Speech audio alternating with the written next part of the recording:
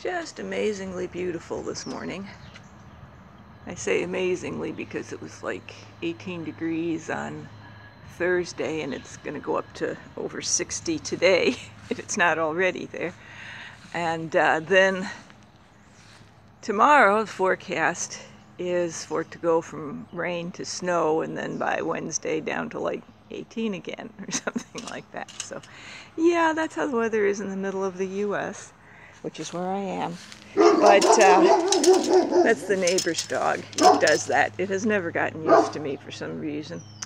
But I'm over here in back of the house, and this is some work that needs to be done. I was tuck pointing this previously, scraping it and painting it, and I hired a man to do the top where it didn't need tuck pointing, but I need to get this done. But see, this is how I wind up with partially done projects, because on a beautiful day like this, I start something and then the weather crashes. But here's something that I thought was interesting on many levels. But see, there's a hole here that I filled in, and here's another hole that I filled in. And there used to be a duct going from here with an elbow and across to here, and another elbow and going in. Very much like that right there is. And so it's been gone for a while now. But the interesting thing is here to see this compared to the window. And you can see, if I step back a little, that that one is just about in level with the bottom of the window. And this is not exactly centered below the window, but kind of close to that. So I'm going to pause for just a second and go inside now. So this is the window we were looking at from the outside. Now we're inside. And you can see here, this is the other end of the hole that we were just looking at. Not quite centered below the window. And it used to be a little gas heater right here before I had ducts and a furnace put in. And it wasn't really very well installed because they didn't put anything heat-proof under it. So, yeah, well, you see, the thing is, that's interesting, is previous to that, this house was heated by coal stoves. And the coal stoves, each one of them went up to the chimney and went in over here. So there was a long duct coming down, an elbow there, long duct coming down to the stove. These were gone before I bought it, but it's pretty easy to see how it went. And you say, well, okay, that's fine.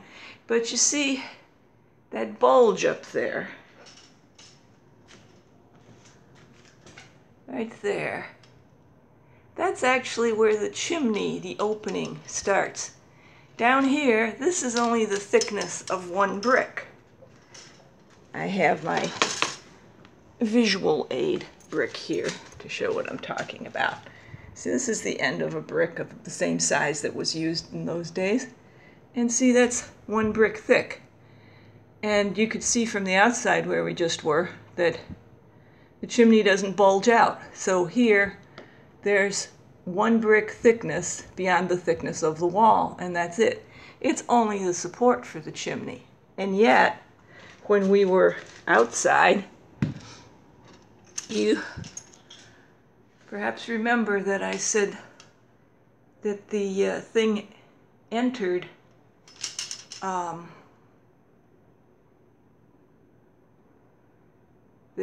the window, yeah, it entered way below that.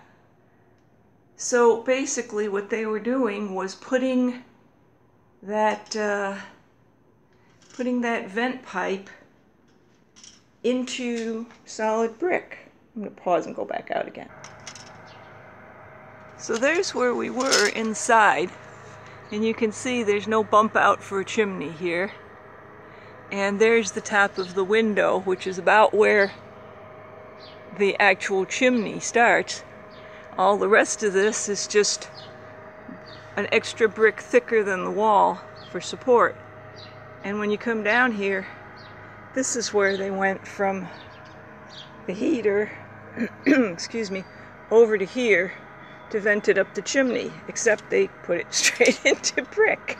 So I guess my point in showing, oh, and they did the same thing in the living room, by the way. So my point in showing this is that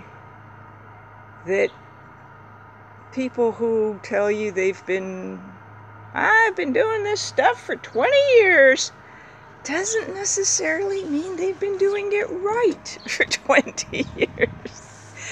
Matter of fact, if they didn't get it right the first time, they've just been doing the same thing over and over, and it's gotten harder and harder to tell them that they don't know what they're doing.